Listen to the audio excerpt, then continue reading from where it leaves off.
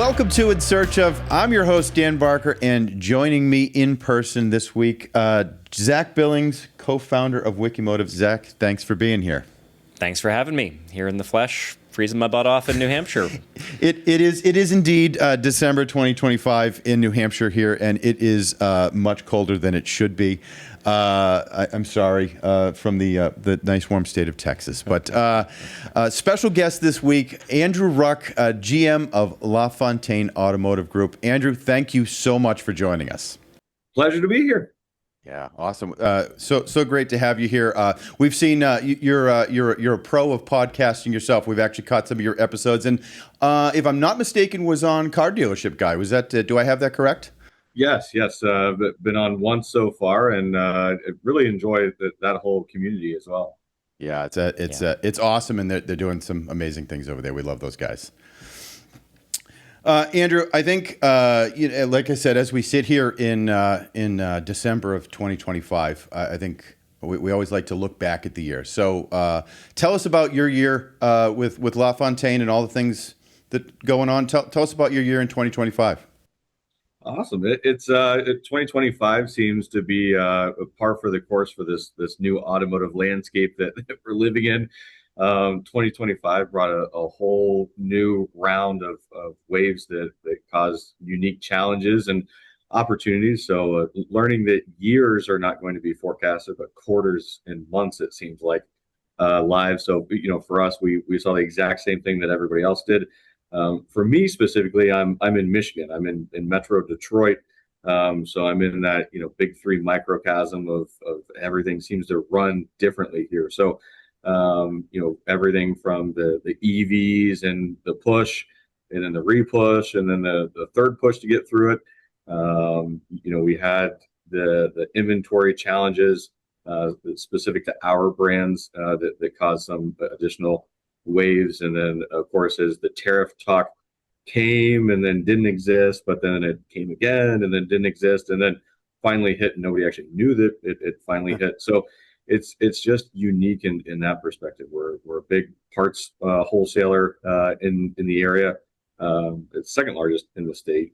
Body shop. We run a big body shop here, large service department. So really this year was the first year where it really felt like every quarter was different. We had a new issue or re-emerging issue that created peaks and valleys that we just weren't expecting. And 25 was great for us. I'm very lucky that most dealerships had a tough year. We had a year where we were up, and I like to think some partnerships that we work with helped on that. But also, I think just the team was very adaptable, and as things were changing in the market, changing in the landscape, we were trying to be nimble with them. I think that we made more advertising adjustments than we've ever made. We were pulling late shifts at times of the year and times of the week that we're not used to, and then just month-end pushes. Some came easy and some came hard, but overall, very happy with 25 and excited to see if we can build upon it going into 26. Yeah, that's awesome. It's funny because you have two sides of the same coin here. Like had a great year, but had to adapt more often and in more ways than perhaps ever before. That's what I heard you say. Like those two things don't often go together, right? Like, so how do you remain that nimble? Like, how do you make those changes? You're mentioning some things that really nobody has ever had to make adjustments for. Like these are novel, these are new concepts or new ideas. How do you stay nimble? I think, like many, COVID taught us that something could happen that's going to cause you to have to move quickly, and I think the team's really done a fantastic job of learning what those levers are and when to pull them. So the easiest thing that I can compare it to is the beginning of COVID. You saw some dealers really shrink and tighten things up, and you saw some explode. COVID, we went from a 300 car inventory to an 800 used car inventory, and it was, I've got an owner that's crazy enough to let us just run wild if we need to and tighten up when we have to. And but I have the fortunate position of being able to prove what we were able to do during COVID. That when we start seeing these market changes and these dynamic shifts, that we run extremely bullish on any opportunities now. So whereas the market changes, most people kind of tense up and start pulling back. We've learned to just hit the accelerator pedal and go. So as the tariff, that was really the first shift that we had this year. As the tariff information started coming, some were afraid to talk about it. We were just open and honest. Tariffs are not here. We do not know when they're coming. But I can tell you that there's no chance that it will get cheaper than it is now. We don't want to do the fear mongering. But at the same time, you need to be open and honest about what's going on too. So as things were changing, that's where we were over communicating. Our specials and the service and parts and the sales reflected what the needs of the consumers were at the time. And a lot of people just wanted to know, do you have a pre-tariff car? Are tariffs coming? When are they coming? And I think us being open and honest really helped our consumers move where they didn't feel pressured. If you don't sign today, there could be a tariff coming. Allowed us to get that short-term jump and then that little bit longer-term transaction where the people that were on the fence didn't have to buy in a week and then felt like they missed out and then just wouldn't buy at all. So I think it's just that over communication, and we stocked up inventory. We went out, we'll overpay for everything from parts and vehicles to whatever it takes. So we didn't have the same inventory issues that a lot of people did because we bulk up when we know something's happening. And you can do it live now. I mean, between shipping and everything else, you can buy cars and have them for sale in less than a week now. So yeah, we bulk up and slow down as needed. So the bottom line I'm hearing is when the going gets tough, get more aggressive is a lot of what gets you the win. For sure. And same thing, when there's, the hard part about advertising specifically is that when there's more customers in market, you got to go get them. And, for us, it's, vendors specific. If you have a vendor that you're meeting with once a quarter, it's just not going to work. And we've had to stress some relationships out this year. Staying nimble and being able to, dive all in and pull back at a moment's notice has been tough on us, but also on our vendors. And I think our alignment going into 26 is that I think our vendors match our personality and our group a lot better now. Whereas before, you kind of get a one size fits all and it may or may not fit. So that's really been the big challenge, is making sure that the vendors align, because if you're pulling in additional units, you need to be able to get the additional marketing out there as well. And not every vendor out there is willing to put in the extra time and the extra effort to get those out in market for you as well. So talk to me about, you said that interesting. You said we're looking for vendors that align with our personality. And that's a very interesting way to say that. So when interviewing a prospective vendor, what's your personality as LaFontaine Auto Group? That's a really insightful way to say that, I think. Yeah, we and even in the LaFontaine Automotive Group, there's a lot of different personalities. But I'm always quick, even when I'm interviewing potential candidates.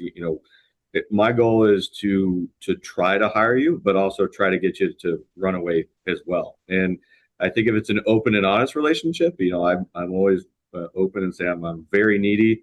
I can be hard to wrangle in sometimes. So if you've got somebody that's great at chasing down text messages and phone calls and emails, but then we pick on what we're weakest at too. So when I send a text, I'm hoping that I get an answer back.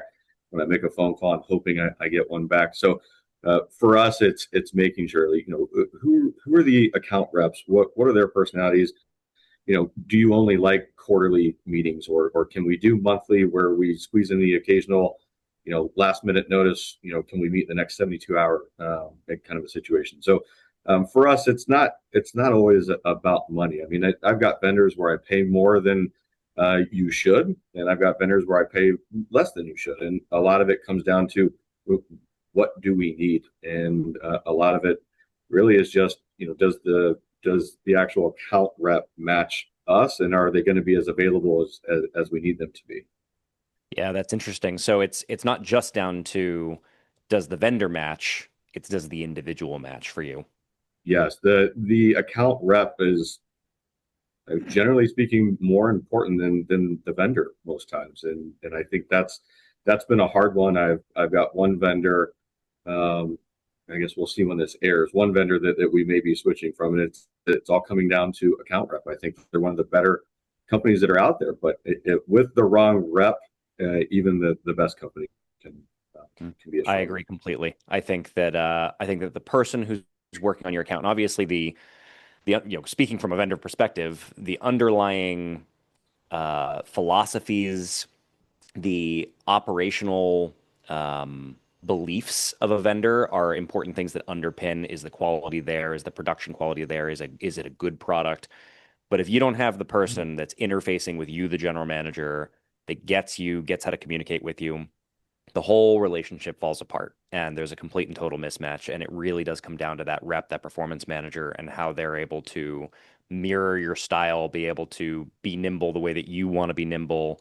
And I see that time and time again with us, with other vendors. It is so important that the performance manager, the rep, be able to uh, work with their dealers on their own terms. Yeah, I couldn't agree more, and I think maybe that's something that's missed by some vendors and some general managers. I mean, you've got general managers that are everywhere from the guy that looks at the financial statement at the end of the month and makes the adjustments to myself. I mean, I'm in the middle. I could be selling a car one minute, I could be changing oil the next minute, could be dealing with a customer problem, could be shooting a commercial, and it just the more hands-on I think the team is, the harder that is. And for me, vendors especially, is the contract says we're going to do A, B, C, D, and it always comes down to the reps that are going above and beyond and saying, hey, I know we're not supposed to talk about this, but how is this going? How is that going? Especially when it comes to markets and trying to be nimble. So often we get so focused. For me, truck sales are up tremendously this year, but it also took our focus off of SUV sales. And while we had some inventory limitations that caused it, it also brought to light, in one of my vendor meetings where they're like, hey, I get that this is what you're doing, but you need to be paying attention to the SUVs as well. Can we spend a little bit of time going through this market segment and deep diving that? And it was another one of those moments where, that one conversation, gave us, it was single digit lift, but, it's market share that if it deteriorates over a longer period of time, it's going to be a huge loss. So that's one of those where, your vendor is worth way more than you're paying them, because you really just can't put a dollar amount to what we were able to prevent from happening. Yeah, I guess it kind of leads in my mind to if you were to pen an open letter to agencies and vendors and say, as a GM that already is task saturated, right? You mentioned all the things that you do within a day, week, month. Here's what me, the GM, could use more of, more attention of, more care, more focus of. What would that open letter to vendors and agencies consist of? I would say the biggest one, it goes back to the personality side. I think when you have those long-term relationships, um, it's hard when you change reps. You got to learn somebody new, those habits that you build over time. I guess my open letter would be, you really have to make sure that you're building those lifelong relationships. And there's going to be promotions, and you can't help that. But a lot of it is, to a vendor, finding it's not answering the questions that are being asked, it's answering the questions that haven't been asked that are the biggest opportunities. And so many different general manager personalities that it's hard to give one specific thing. But I think just in general, in this business and dealing with any sort of buyer versus seller, vendor versus company, it's always giving them that thing that they're not looking for. And for me, it's always opportunity or tech stack integration where something's falling off and I haven't found it yet. It's not just answering what I'm looking for, but it's finding those unique perspectives that I just haven't come up with yet. Because you have, it's the same as doctors. You have people that got there with D's and you got people that got there with A pluses, and not knowing where your inefficiencies are can be part of the problem, or an opportunity that you haven't seen yet. Yeah. Well said. Yeah. The Zach, from your perspective of being on the other side of that, how do you work on anticipating need in advance of even someone knowing they need a thing at scale? Like that's a real challenge. Sure. And I think it really comes down to, from a vendor perspective, and we're so big on this too, as I think you know, Andrew, the putting conversations before just presenting whatever it is that we came to the meeting to show. Obviously, every vendor needs to bring good accountability to their meetings with their general managers. You need to explain, how did my product work? What kind of results did you get out of it? Those should be based in leads and in scheduled service appointments and metrics like that. But that's all reporting the news, right? And those are hard facts that could come over in a piece of paper, right? A PDF that you could print out and you'd know what you need to know. The most important thing is, are you having a conversation? Are you putting that first? Are you looking for what's going on at the store? What's going on in your market? And trying to ask the questions to figure out what isn't coming up here. Like, hey, we're focused on trucks. We're doing great on trucks, but what about SUVs? And those kinds of questions only come up. They only come to mind for any person. Like, we're human beings, right? We're no two people are going to be exactly alike, and you only think of those little nuances, and you only think to ask the yes and question. Yeah. If you're actually having a conversation and trying to get to the bottom of what's really going on and caring about that outcome. Conversations and connections, right? It's not just reporting the news. It's not just reading top to bottom. Because, like you said, I mean, I know one of the things that you said repeatedly is an importance on.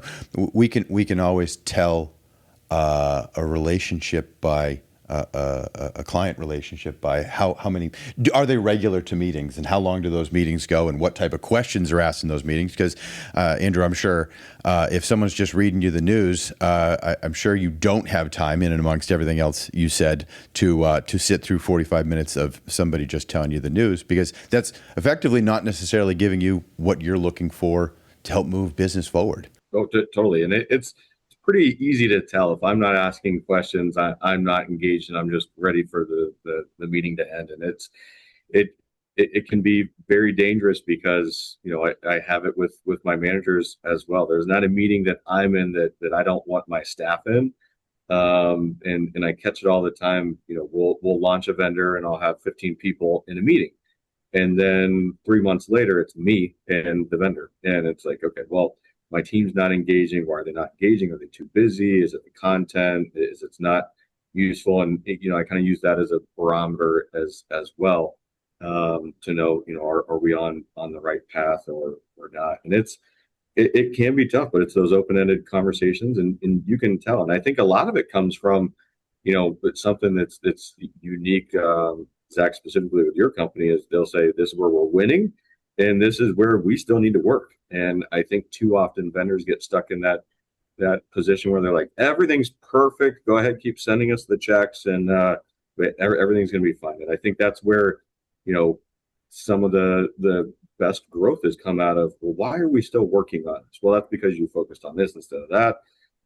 I think you've got a misalignment with some of your vendors. It's not lining up with us the way that we were hoping. And then you just get to have those open conversations. And I go, I am failing at this. And then we all get on the same page and go, okay, well, what can we do here? And I think it's that humility that even a lot of general managers have, where they just don't want to admit that they have a weakness. And, in this hard pivoting that we've been doing, where we go all in, we have made mistakes. And being able to find those, or being able to be vulnerable to hear what the solutions are that could have prevented those mistakes, even on our side. It's just nice to have that open relationship where we can talk about the wins and losses and build from it. Yeah, absolutely. Something you said there that I think maybe is worth exploring is along the same idea of the number of tasks that you're saturated with, the knowledge that you have to make decisions in so many different areas in your role, Andrew. One of the things that you've talked about here is a longer perspective in your decision making process. Tell me about. I guess not to maybe lead the conversation, but one of the things that we notice a lot in having conversations around this is dealers that get really stuck in a 30-day mindset, right? Because, and you even said some of it like, I got to sell X amount of cars today, otherwise we don't hit where we need to be. Like, we got to be focused on that. But sometimes that focus on right this second and focus on only that, you lose sight of next month or next quarter or the next 6 months or the year as a whole. How do you balance that? Well, I will tell you that it's something that all general managers struggle with, and we see it so often where you've got a new plan, a new idea, and you're 30 days in and you're switching already, and you didn't even have enough time to figure out if you won or lost in that idea, and now you're moving on to a new one, and it can be hard. And that's something that, again, back to COVID, we were doing a lot of that, and we were seeing just market share evaporation that we just weren't used to. And you could tell it was when you went back to identify, because normally we're very reactive. We either hit the objectives or we miss them. And then if you're good, you go back and you try to figure out why. And I think a lot of times we do, day over day, week over week, month over month, or quarter over quarter, and we really missed it. Well, we're down. I mean, the one thing that our goal is for 2026 is just to break records in general. Because when we went back and looked, there may be one market segment that, yes, we're up year over year, but when you look over a 10-year period, we haven't been anywhere close to our peak, which was 6 years ago. And sure, did the market shift or what happened? Same thing in service. We're seeing it on the service side. I mean, warranty recalls are at an all-time high, and services are very profitable because of it. But we caught an early trend where customer pay was down, and we're allowing ourselves to go, look at all the money we're making, but then we missed that opportunity. But look at how much we've missed because we didn't get those oil changes and those things that lead to a customer wanting to come back for the warranty work. We haven't maintained the relationship all along the way. So, it's those, when you don't run the same plan for long enough, it's hard to tell if it wins or loses. And when you only look at, small amounts of time period, it's hard to say, what was effective or not effective. And, since you're leading me down that road, I'll go down that road. But marketing, especially, it's very difficult depending on the medium that you're participating in. Sometimes you're advertising for a year-long play. Sometimes you're advertising for a same-day transaction. And I think it's very dangerous, and you could see a lot of erosion in your business if you only focus on the one specific day. And in all fairness, that's what we've been working on the past 2 years, is creating that long-term growth and that allows to be successful long-term, because we're a very established brand. If you're within 200 miles of any of our locations, you know who we are. We have to make sure that we're playing the long game, because just doing those day-to-day transactions, those month-to-month transactions, just will not be successful. And you will lose your ability to be a top contender month over month if you're not keeping that in mind. Yeah, and the stuff that takes a long time to build up is also the stuff that takes a long time to turn back around if you don't pay attention to it for a long period of time. And so when all the focus goes into sell cars, service cars today, then what happens is a store ends up with brand erosion over time, or erosion in a medium over time, and then it takes a while to claw it back.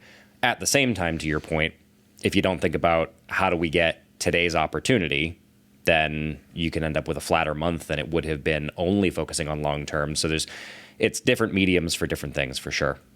if you were to have the opportunity to mentor a new GM and give them a piece of advice along these lines, one of the things that you touched on there was a level of discipline.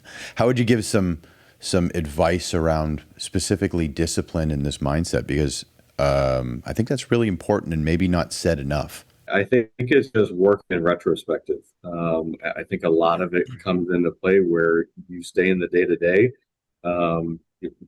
Today specifically, we were working on forecasting, and our team, we always make them go back to their previous forecast, and their very first presentation is always, did you do what you said you were going to do? Did you hit the objectives that you set? And throughout the year, we'll have touch points where we go back and say, okay, well, this is what you wanted to do, and what are we actually doing? And it's are we accomplishing what we're setting to accomplish? And a lot of it, for me, I'm super analytical. So I live in numbers and dates, and I set a lot of goals for myself. But there's not a single goal that I set that I don't go back and verify, did we get there, did we not, and learn from it. So I think it's, while you're always trying to look forward, you really have to look backwards to know, are you even heading in the right direction? And you're obviously willing to, but to clue in on something you said earlier, you have to be willing to look at where didn't we do something right? Mm-hmm. Where aren't we doing something well? You have to be able to say in the mirror, I missed on that goal, or I missed on follow through. And we see exactly the same stuff. And whether it's you and looking at the goals that you set in activities at the store level to be able to hit your goals, or whether it's us as a vendor and being willing to come to the table and say, here's something that isn't there yet. We need to still work harder at that thing. These things are great, but not everything can be green. Otherwise, there'd be nothing left to do. Right. So I think for all of us in all of these roles, but it sounds like definitely for you, being willing to say it's not good enough, or I didn't get there. And along with that, Andrew, you mentioned I'm very data driven, but what you followed up that with is me and the teams get together and we communicate, right? Like, so data is one part of it, and really that same theme ties back to vendor relationships, agency relationships. Of if you can have data and you can have goals, but if there's not good communication between partnerships or between employees and teams and within the dealership or outside the dealership, it falls apart because we're not only communicating on it, but communicating regularly, right? I think you'd agree with that, because it seems to be the thread that's tying this all together. For sure. And we've noticed it inside the store as well. I mean, a big perspective is, I think a lot of it gets stuck in, you learn your position and you really learn others. And, one of the big things, in the early months and years of being a general manager is you learn that everything is interconnected. And I think a lot of our teams get stuck on these islands where we aren't communicating back and forth. And you don't understand how important parts is to service, and services to sales, and sales is to body shop. And vendors are to your bottom line. And when we're talking those lines of communication open, it just hinders us immensely. Communication is key. Bridging islands. There's some funny themes here on that, but bridging islands is a good way to say that, because it's easy to sit on that island and easy to see that island as the only world that matters, right? Right? It's not connected to anything else. It doesn't matter. And everything that's happening not on that island has no relevance. And that's not how businesses run. That's not, and bridging that with good communication and having all of the stakeholders really understand how their part of this interplays is really important, because I mean a dealership, especially your size, that's a fairly sizable business in and of itself, right? Like having all the parts understand their mission in the greater goal of that business is paramount. Otherwise, you just have one side perhaps running in a direction that only suits their island per se, and not the rest of the goals. Yeah, absolutely. Yeah, and And it is hard because a dealership, there are so many different people that play a huge role in ours. We're a large dealership, but there's 300 people, and there's 300 people trying to get their own objectives achieved, and it can be hard. But over communication is the key to making sure that we're at least all headed towards the same goal. And from the vendor perspective, the importance of the vendor treating themselves, viewing themselves as an interconnected part of all of that, and understanding how profit centers within the dealership are going to interconnect, how an SEO service interplays with an SEM service, and being able to think about, to the store and to other marketing, how are the dots going to connect to make sure that you, just like in the store, the vendor needs to not be thinking just in terms of their goals, blinders on myopically. They need to be thinking about, how is this going to interplay, and how is it going to interplay with other areas of marketing too? Yeah, you see it so much on the agency or vendor side of things, where it seems like half the effort is spent trash talking the other agencies or vendors. That it's like, to your point, where the agency or vendor cannot be on an island. They have to be viewed as, they have to view themselves and act as if they are a connected part and partnership with a dealer. Yeah, I think it's important. Well, and Zach, I don't want to over commit your team, but one thing that's very unique is when you can get the vendors to actually talk to each other. I think that's a unique perspective that we've seen from your team that we just don't normally see. And a couple of vendors have done it loosely as time has gone on, but I think that's going to be a key part going forward. I mean, a lot of dealerships, they're, as you go to the different DMSs, their big thing has been interconnectivity, and I think we'll see it as we go into NADA. Okay, who plays well with who, and do they fit my DMS, and are they going to integrate with this cool new tech that we've got? But back to the communication side, I mean, just the piece of having your vendors being able to be in the same conversation, whether it's through email or a video, is the easiest piece to fix immediately. Yeah, definitely. So you said the words going forward. As we close the book on 2025, what do you see in the coming year for not only your dealership, but the market as a whole? What do you see on the horizon? I'm very excited. I think 26 is going to be another building year. Hoping to continue to buck the trends and grow faster than our competitors. But I think everybody's seeing the same thing. I mean, I keep telling my team the successes that we had in 25, if built correctly, in 26 will lead to the best 2027 that we've ever had. And I think that's the piece that we need to keep in mind. While we want to break a lot of records along the way, we need to make sure that 26 is going to be our 27.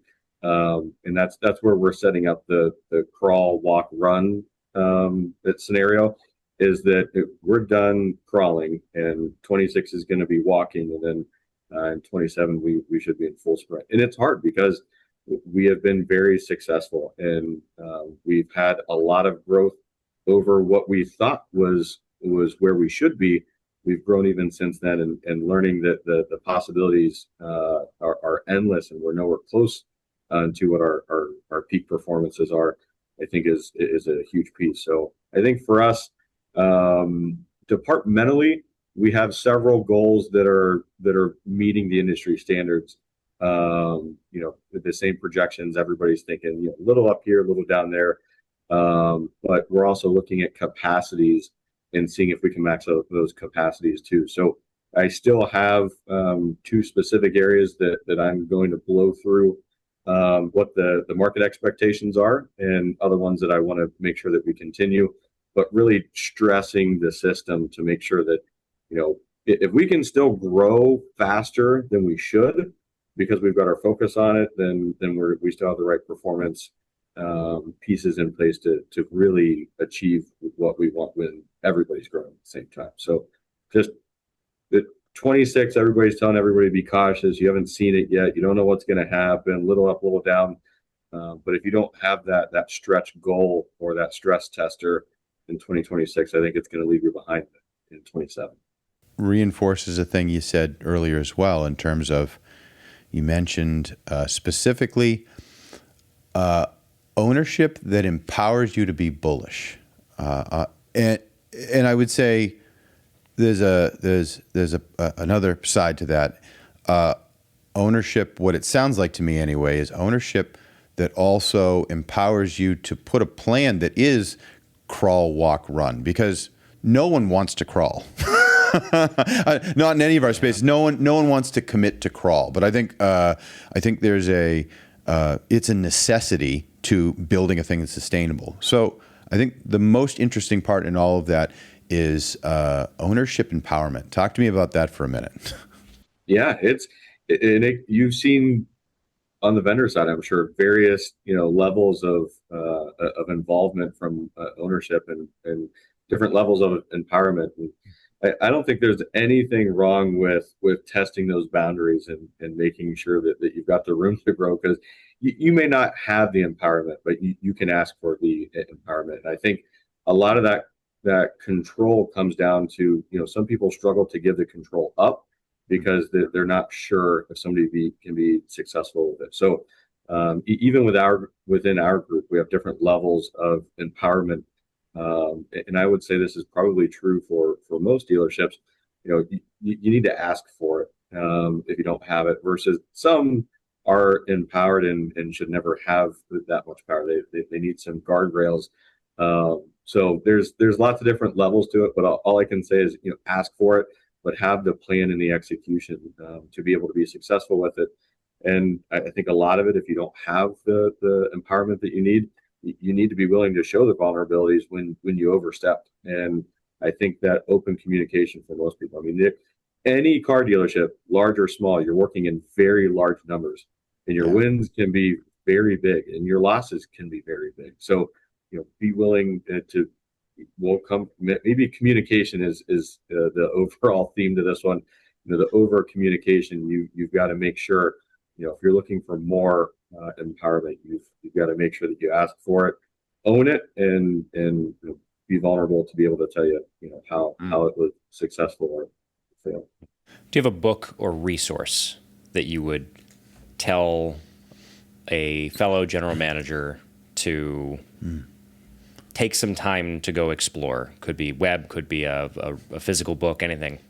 For me, it's the car business is a very small world. It's all of your connections, and without advertising a bunch of other vendors, a lot of it is all those connections that you brought along the way. And this is always the hard part in these podcasts.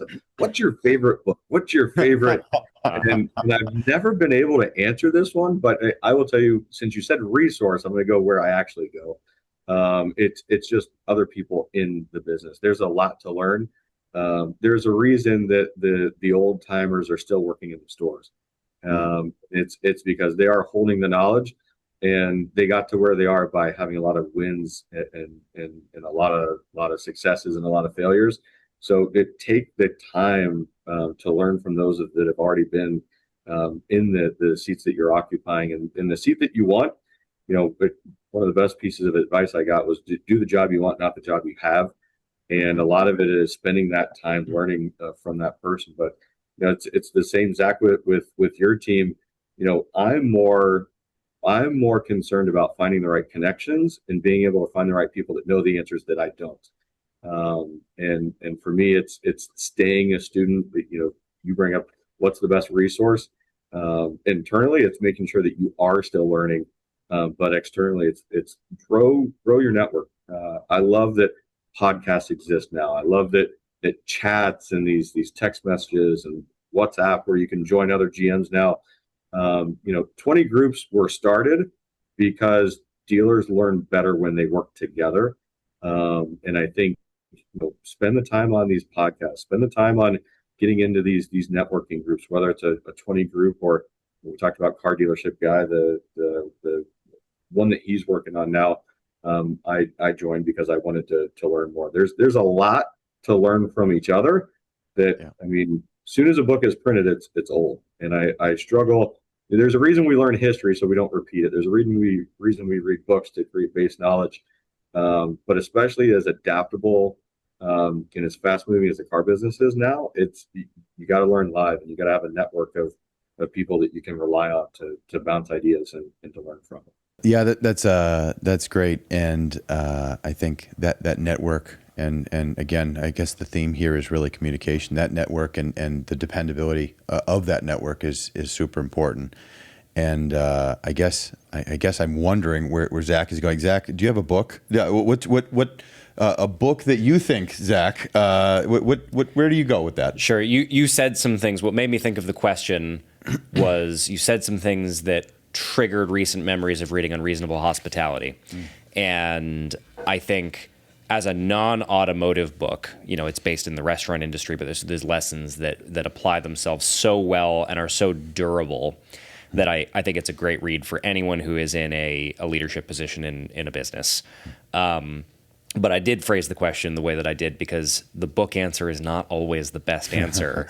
Yeah. And not everyone is a book reader. And I think that your answer was perfect in that it really is a willingness to learn is frankly the best resource, followed by the resources and the connections that you make to go pour more knowledge in, right? And it's those who put on their blinders in any area of our industry, right? At the dealership level, at the vendor level, those who just say, I know best and I don't need to ask anybody for anything, you end up behind. Yeah. And that's where stagnation comes from. Never be afraid of what you don't know, but be ruthlessly aggressive in filling it in as you identify what you're missing, right? Like be ruthless and get as much knowledge as you can, and never. I've always had this thought of like, don't ask what a book or a conversation or a chat group or whatever can do for you from the outset. Like just go learn for the sake of learning, because when you're aggressive, when you're ruthlessly aggressive with learning new things, you start to see those connections that you didn't, between ideas that you didn't think were related, and how that empowers you to move things forward that you never thought was possible. I think a ruthless approach to knowledge and gaining knowledge is really important for everyone when you're trying to lead teams or lead complex situations. Couldn't agree more. Yeah. Okay, I know we're running thin on time, but I'd like to ask. I'll ask both you guys the same question. NADA is coming up. It's that time of year. Zach, advice for someone going to a dealership going to NADA and the short answer. The short answer. Yeah. We're at the end of the episode. Yeah. All right. I'll temper my saltiness as I give this answer and say, beware the noise. Everyone needs to just beware the noise. AI is getting slapped on everything. Everything is now whatever it was before .ai or whatever. And some of it works. A lot of it is putting a shiny new wrapper on a thing that's still what it was before. And I just want everyone to be careful and think about it, because it's come up in this podcast.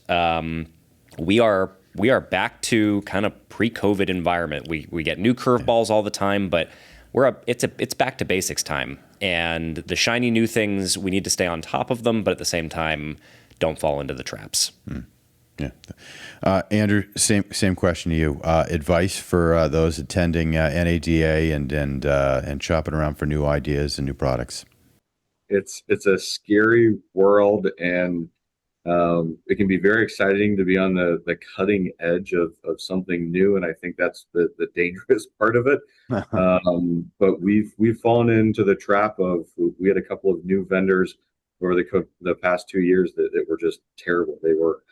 Everybody starts as a startup at some point, and I hate saying don't join a startup, but unless you really vet these vendors out, you're not going to know. And I'll go down the same road with the AI. I mean, it's the problem is, depending on who's going and looking and making those decisions for your company, it's a scary perspective that they're going to get, because this is probably going to be one of the flashier years that we'll see. There's going to be a lot of new vendors that will be there for the first time, making a lot of promises that they just have no data to prove. And I think a lot of it is, the easiest one before signing up with a vendor is check their references. While I say don't start with a startup that has 2 people in it, they all start there at some point. I think for me that the biggest problem is we're too big to be on the cutting edge, but you can't let it pass you.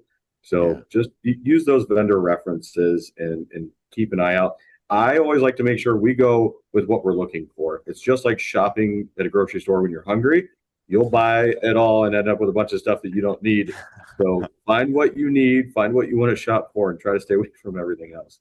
I love that analogy. Great. Because I have made that mistake more than once, and sometimes even coming from the gym. It's just you end up with a basket full of crap, and you're like, I don't know what to do with this anymore. So I really love that analogy, and I think that's a great way to wrap this up. So Andrew, thank you so much for joining us. This has been a super fun conversation, and loved spending some time with you here. Thanks so much for joining us. Thank you. Awesome. Well, that does it for this episode of In Search Of. Stay tuned next time for more conversations for all things automotive.